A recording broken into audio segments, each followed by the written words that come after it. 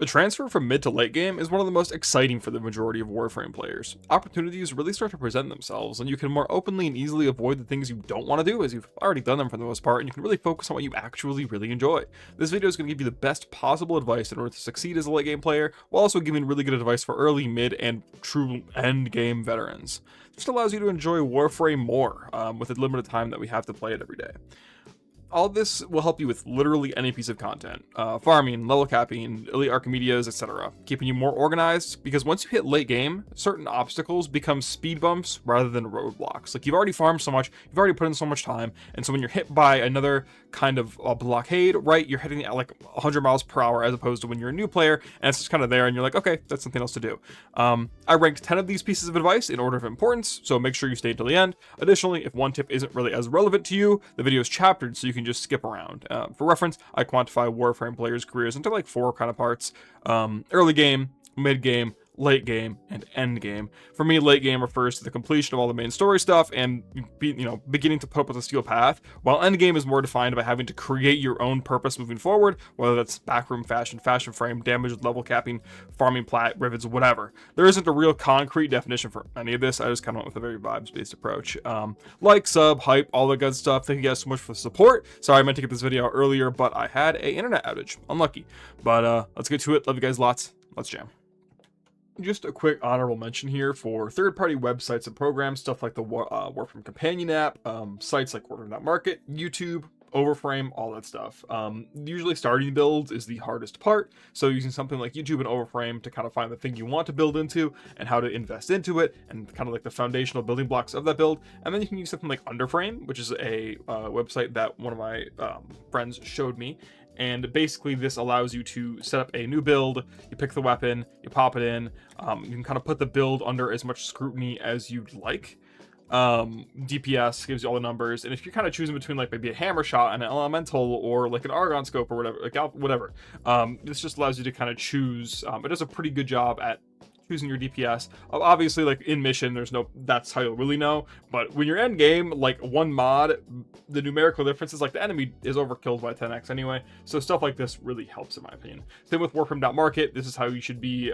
Anything that's not like speculative, even Rivens you should really use a site for, but anything that's not really like speculative that you can easily just find a price for. Trade chat, like obviously you should go fishing in there, but I think that it's mostly just degenerates. So really, if you want something quickly like in a snappy fashion, just go to Warframe.market instead. Really just a quick shout out. These make your Warframe career just a whole lot easier and speeds up a lot of processes that otherwise are kind of speculative and vibes based and just waste a lot of time.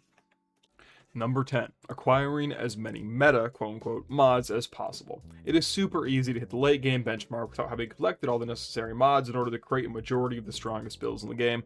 The Warframe story is just pretty easy, and you won't really get your build super checked depending on what you're using until like late steel path. So there are some mods that will likely just escape you, whether they're niche or common, and a lot of them share farms, arbitrations, for example, 60/60s.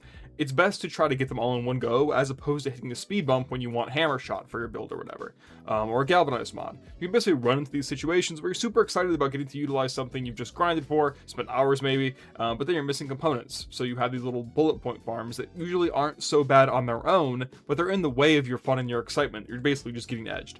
And that feels really defeating, as opposed to being proactive and getting these mods ahead of time. Here are some examples of some mods that may have escaped your grasp before hitting the late game. So corrupted mods, these are like your overextended, narrow-minded, anemic agility, stuff like that. The acuity set from 1999, that's all for precision weapons. Tennokai, really underrated. Recommending those. I believe they come from Kavia Alchemy, if I'm not correct. Really great if you're a melee player. Nightmare mods, your hammer shots, lethal torrent, those are the two main that I can think about. Catalyzed shields, a corrupted mod, I believe. Galvanized mods, those are from arbitrations, obviously. Gonna want to get a lot of those. They are usually straight upgrades in the majority of cases where you're using your main weapon. All the elemental 60/60s, including the ones that come from spy missions, corrupted Vor, and Barrow, I believe. Elementalist and Cannonade mods, which come from the Jade Shadows Ascension game mode with the event Should Be Easy Now. Amalgam mods, which come from the Rope Below list, I believe. And then Augments, which will come from Syndicates and whatnot. So yeah, there's just a lot of mods here that I really think you should get your hands on. And remember, in the whole process of farming them, you can get a lot of potential duplicates that you can sell for platinum later. Wow, what a great segue, Mr. YouTuber TurboMonk. Now time to your next set. In the number 9 slot is find an intentional platinum source. any source of platinum that balances the fine line between fun and function will do. Normally this one would go like a lot higher, but ultimately like you're just gonna acquire things that are worth plat, and you can sell it as you need it usually, especially if you're late game already. So unless like Fashion Frame is your end game, platinum demand just isn't really that high. Most things can be grinded for elsewhere. If you're interested in making platinum, I have 2 really great videos labeled The Infinite Platinum Farming Theorem and Rings of Riven Hell, which are great resources. The titles kind of speak for themselves. So whether it's the underground fish market, the very above ground ribbon market, niche mods, augments, whatever, you can find a source to kind of buffer your platinum wallet so that you never run out of slots for your warframes or weapons, or if you want something, you can get it effectively. At a minimum, this allows you to rush a 3-day warframe crafting time if you desire, whatever cosmetics you want on command. You can also get a job if you want. I'm not your dad, whatever. But basically finding like an intentional platinum farm to keep that buffer in your wallet so that if something comes up that you want to buy, you could just buy it without having to like hit the trade chat desperately, selling things for less than they're worth to try to sell them quicker, so on and so forth. Obviously this one would go higher, but really ultimately you're just going to acquire things that are worth platinum. I don't think you have to super intentionally farm platinum all the time. Unless you have higher platinum needs than the average player, which is totally possible, but for me, platinum just isn't that needed. In terms of intentionality, you'll just acquire things to sell. In the number 8 slot is actually loadout slots. Loadout slots go incredibly underutilized by a pretty large amount of the community, especially towards the mid game. Again, obviously you don't have that many loadout slots, so it can be a little bit weird. Like for me, I only super made a bunch of loadout slots for my like mains, quote unquote, and then once I hit MR30, I just splurged, and now I have a loadout slot for every single frame except for Limbo, because I fucking hate Limbo, and so I use him for my EDA ETA slot to make it easier, because it really bothers me when I have to like alter one of my loadouts that I usually play with. But again, even if you have less slots, you can create loadouts for your main frames for certain game modes, certain fashion, build, literally whatever you want. It just means you spend less time navigating menus and more time playing the actual game. Like spam navigating menus is only fun when you're doing fashion anyways, so just understand this is mainly like a kind of a housekeeping thing, which there are a few housekeeping quote unquote pieces of advice here. I just think that it's a little bit easier when you use loadouts in order to kind of adjust what you want to do. That way you're not so overwhelmed by the arsenal, which I think can be quite overwhelming at times. In the number 7 slot, we have clans and friends. Of course, every adventure is better with a friend. You will generally just have more fun playing with friends, but that's not everyone, right? So that's not really the point here. While there are a handful of farms that are indeed optimal solo or whatever, or getting people together kind of sucks, spending some time on Warframe discords, content creator discords, or I don't know, your local library, bar, I don't know, whatever. Making friends will open up a lot of farms, along with optimizing the majority that already exist. Warframe presents so little information up front as well, and if you haven't been around late game for a while, or you don't watch a lot of YouTube, or have a lot of friends that play the game with you to kind of absorb information as a collective, making good friends or even just having some random players for a session on like the Warframe Discord can give you a better time, quality information, and more optimized farms.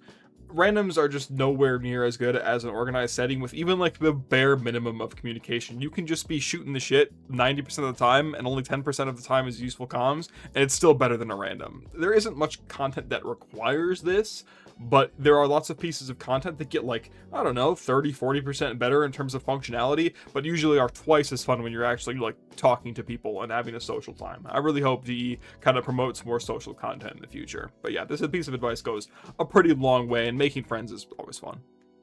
Number 6 on the list is actually talking about the gear wheel. The gear wheel is something that is incredibly useful, namely for particular pieces of content that have like kind of niche applications or restrictions. Acquiring all necessary early game components like any fishing spears, mining lasers, arc-wing launchers, these are things that can kind of escape you in the early game, as there's no main quest that has you go get them for the most part, so it can be really easy to miss out on them and add additional painful steps to getting yourself random stuff in the future. But of course, for a late game example, summoning your arc gun and EDA ETA so you don't have to deal with bad weapons, summoning your on-qual so you don't have to deal with bad content, things like the parallax to help speed up collectible content, energy pads, specters, all of it, any piece of content that can be brought from like miserable to light work with proper use of the gear wheel. It hosts a lot of your strongest assets, which while most pieces of content are fairly easy, it's really good to have it when you really want it. This falls in line with like crafting management, which we'll touch on in a later tip, but make sure you're actually like unlocking and equipping good on-calls, keeping specters crafting, all that good stuff, air support charges if you're using them. Be aware of like the modifier in ETA where it's like you can summon your necromech so on and so forth. The gear wheel, I would say, is one of the most like underrated pieces of equipment, because it really is not needed often. A Cycle for holding doors open if you're playing Valbin, God forbid. Like there's a couple things here that are really strong in really weird niche situations, but just make sure you have them ready in case you somehow need them. Obviously there's things like high level arbitrations that want a lot more out of your specters. Certain defense, like the Solstice defense, when it's on your ETA rotation, really wants specters. There's a lot of niche situations, but when you have them, it's just so broken. And again, your goal is to make life easier through preparation. That's kind of what the gear wheel helps you to do. In the number 5 slot, we're talking about a schedule. If you've been playing Warframe for any amount of time, you've likely seen one of these weekly reset calendar reminder type deals, or you've seen them on TikTok, like someone does a video of it, whatever. Gaz does them every week, I think. From Paladino to Teshin, Descendia, ETA, 1999 calendar, checking Nightwave, or Glass 10 at weapons, Eleanor Coda weapons. There is just so much stuff.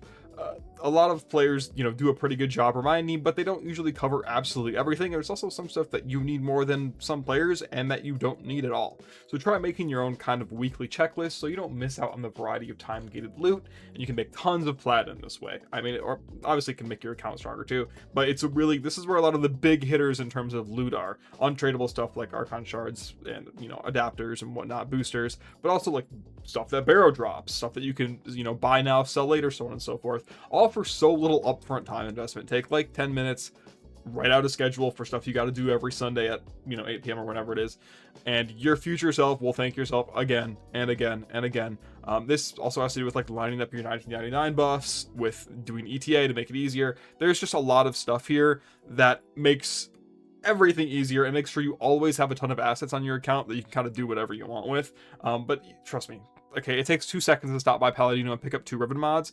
That's like, that could, if it's 2 rifles, that's like 20 plat right there, dude. So let's just put that like 10 minutes up front forward, and you will make yourself tons of plat, make your account stronger, and kind of get better organization in the process. For tip number 4, we're talking about Foundry management and KFC, the Keep Forma Crafting rule. But this applies to really anything within your Foundry. Starting with catalysts, reactors, every once in a while, look up reactor. That wouldn't be there. There we go. Look up reactor, look up catalyst. It's really easy if you don't have one of these crafting at all times to remember that you have to begin it again. Same with like Forma, right? If you for some reason have a dry spell of Forma and then you start cracking relics, you've got a bunch, you just can sometimes forget to craft it. This applies with, actually, like literally I forgot, air support charges. I want to have a bunch of those. Ciphers, if you want to use them, right? I think it's called yeah, there we go. Crafting a bunch of ciphers, so on and so forth. Also, maintaining your helmet's appetite, as time is kind of the most valuable resource when it comes to crafting, obviously, but when it comes to feeding your helmet a balanced diet, right, it means that you're just straight up, it's hard to like put into like a spreadsheet or whatever, but if you are feeding your helmet properly, it means that you are just spending less resources up front. There really isn't much. When you craft things in the Foundry, you always spend the same amount of resources. With helmets, it's not quite like that. If you use time to your advantage, you could spend less resources on the helmet. Also, running through your craftable stuff, ready to build, making sure that you're not either sitting on like a prime set you want to sell, like I am here, although I don't really want to sell the Brighton Prime, I don't really care. And also running through just the alt tab and seeing if you have stuff you're missing. I think that the Warframe Companion app actually does a pretty good job here. So you can either finish the set to craft it, finish the set to sell it. Even if it's mastery fodder, who knows? Maybe one day like X weapon gets like a godly incarnate adapter or whatever. Like, see here, I'm missing one piece of the bow prime, so I would probably want to go buy that, either crack a relic or buy it for platinum. Also remember that your Foundry can kind of act as a second inventory. Like the Ultranox Prime, unfortunately, is total buns. Allegedly, I don't know. I listen to YouTubers too much, but so I'm just leaving it here until I decide I need the master rank for it, or want to use it, or get a ribbon or whatever. So your Foundry can act as a second inventory, which is super useful. Additionally, preparing Forma and other leveling or modding resources prepares us for the future, and our future selves will thank us a ton. New frame comes out, new weapon comes out, excited new build we want to try, or we just want an optimal build to farm new furniture so we can play The Sims and Warframe, whatever. When you're hit with all your new wants at once, it usually comes with a bunch of steps, and a lot of those steps usually involve the Foundry. So preparation in the Foundry and in general means that when the time comes, you're not going to want to feel like so overwhelmed and uninstall the game, and that happens a lot. Wanting to take a break from Warframe is totally valid, but I don't think you should let crafting times be the reason that happens, especially when preparation can allow you to kind of get ahead of the curve on that one. Item number 3 here has us looking at re-optimizing our builds and just looking at a lot of our old stuff and even stuff we're constantly using but just haven't actually checked in the modding menu or arsenal. Remember that Warframe is going to be a constant learning experience. Additionally, few things in Warframe stay the exact same way over the years.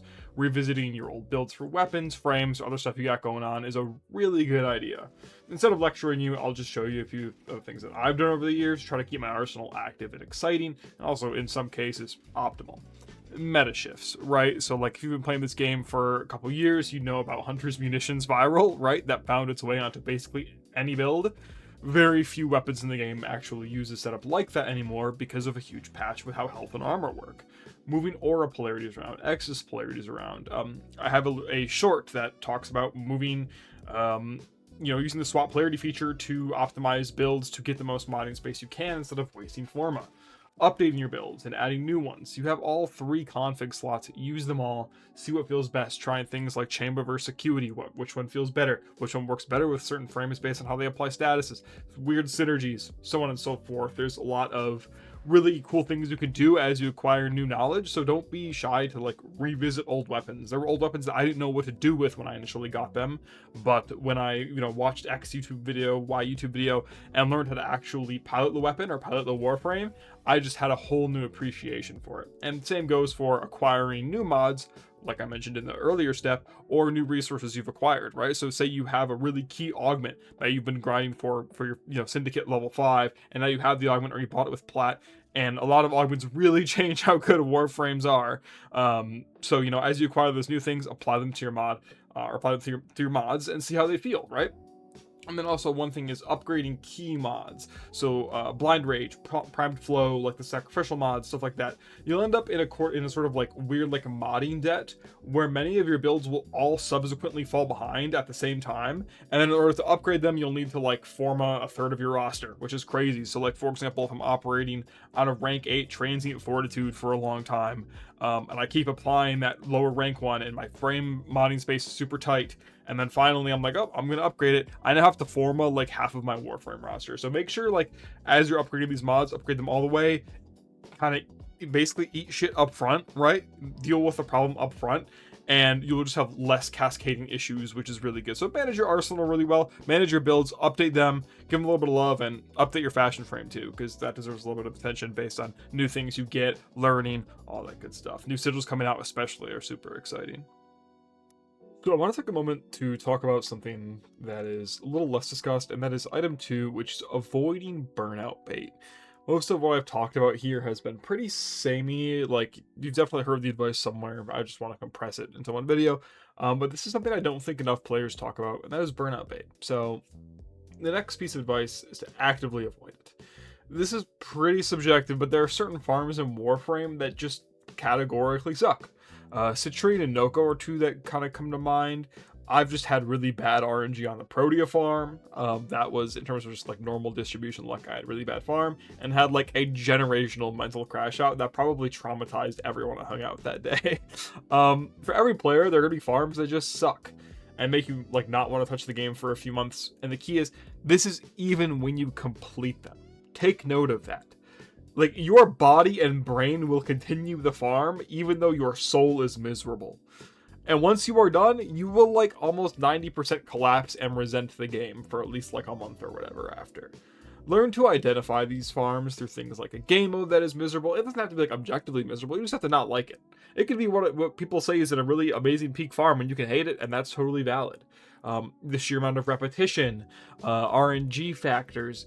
Just remember that as you approach late game, your ability to make platinum should increase, as mentioned previous, and platinum can kind of circumvent a lot of the most miserable farms in the game. Do what you enjoy to make the plat and get yourself out of misery, but really what I'm saying is it's totally healthy to play Warframe in stages. In terms of like how many hours you'll spend playing it, it's a big game, and doing that in phases with breaks is totally normal, but don't force a break onto yourself by doing some sort of miserable farm. There really aren't many miserable farms that can't be circumvented, either like trading or just platinum, whatever. Don't do things that suck, right? And obviously I understand with content islands and whatnot, that can be quite difficult, but learn how to do them either through like some sort of like periodic method, or I understand that something new comes out, you want to do it, but it is the #1 way to hate this game, I would say, and we don't really want that, right? So basically avoid burnout bait. There are just gonna be some farms and some tasks in this game that feel like they are meant to make you quit the game, and maybe they could use a look at a repass by D. I don't really know, but the citrine farm namely being one of them. Just be careful, please. Reevaluate why you're about to do a farm, and if there's any better ways to acquire what you're trying to get your hands on.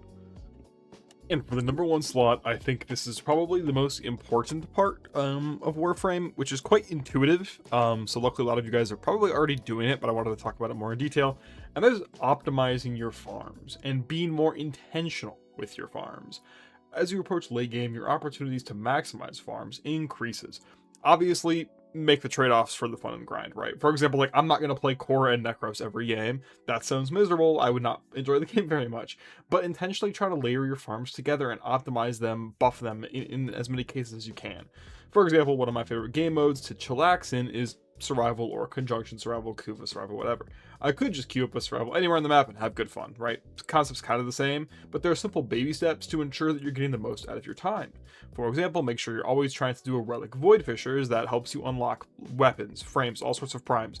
That's already like that one simple step means you can sell things to Barrow, sell prime sets, use prime sets, get mastery rank, whatever. So much stuff, right? On top of that, on the note of like foundry management, be aware of the parts you're missing on in certain prime sets. So we talked about that earlier, but if you have like a relic for them, try to be intentional about completing the prime sets to sell or use, right? So again, before you boot up the survival or the void cascade, make a little list of what you need and try to open those relics. If you're opting for a longer survival, if you're MR30, you can give yourself a resource blessing, and obviously you can spend the 40 plat on the resource booster. Those will stack together. Very worth it, especially with the multiplier that comes from void fissures. Again, void fissures are super great. Layering these things on top of each other is really important. And if materials are your goal, pick a farm frame, Oricon cells, polymer, or whatever. I'm not sure what's getting farmed in mass nowadays. And of course, have a beast companion with resourceful retriever, even if you normally use Nautilus with the Verglass or whatever. If you need Kuva, opt for Kuva survival. Sell the spare Requiem mods for platinum. I don't know how much they go for nowadays, but just be mindful of what you need for the future. Choosing the Omnia Fissure is a reliable option, but if there's a survival fissure on a planet that has resources that you're crafting with or running low on, you want to feed the Helminth for future subsumes or whatever, it's just really good to be forward facing when you're playing Warframe, especially in the late game, because there are so many ways to kind of line up the scope to get done what you want to get done and give yourself less speed bumps in the future. All in all, this final tip kind of coincides with the entirety of what I'm trying to get across in this video. It is absolutely true that the conversion from mid into late game is where a lot of the fun in Warframe occurs. You just unlock so much cool stuff, and there's so much more to do, and you start to feel really like your own player, like you've learned a lot. However, there will be just a weird amount of like little bullet point farms or little speed bumps that can easily send you into the stratosphere at Mach fuck zillion if you hit them at the wrong angle. This includes, lining up your calendar buffs, whether that means getting yourself, buying boosters, there's all sorts of things that need to be lined up properly. And I'm not saying, again, find the balance between fun and function. That applies throughout the entirety of your Warframe gameplay career. But also be kind of mindful of what is optimal, what will get you the most outcome for something as simple as knowing a certain fissure is up, or spending the 40 plat on a booster that you could easily make that plat back, right? Just be a little bit more cognizant of what you have going on, especially if you're in the platforming business. I think this is way more important, because realistically there's a point in Warframe where you can just acquire everything and have fun building. Plat is one of the only things that kind of goes indefinitely in terms of just the demand curve, right? Like, if you don't want to buy cosmetics or there's nothing else more you want to buy, you can realistically live off of whatever. But if you're farming plat, you need to be more cognizant of how to optimize all of your farms, and it will save you so much time, so much headache, and just put you ahead of the curve. right? Which is really worth it if you're trying to spend a lot of plat on Lord knows whatever, black market, illegal, Antarctican super server ribbons, I don't know. But don't forget to have fun, right? That's the key ultimately, but I think you should put a little bit more brain into the kind of tasks you're trying to complete, and that wraps it up for our final tip. Thank you guys so much for watching. I got so much love for you. Hopefully this kind of video is helpful to you. This is a little bit unique. I know most Warframe content is educational, but this is something a little different I want to try out. Not sure what the next video is going to be. If you have any ideas, drop them in the comments. Love you guys lots. Leave a comment below on what you found was super useful, or if you have any advice for newer or even more veteran players, drop your advice down below, because this game has just infinite knowledge possible, and I want to make sure everyone watching this video can learn as much as they can in as tight of a frame as they can. So thank you guys so much. Love you guys tons, and I'll see you in the next one. Thank you for the hype, subs, all that crap, and I'll see you soon.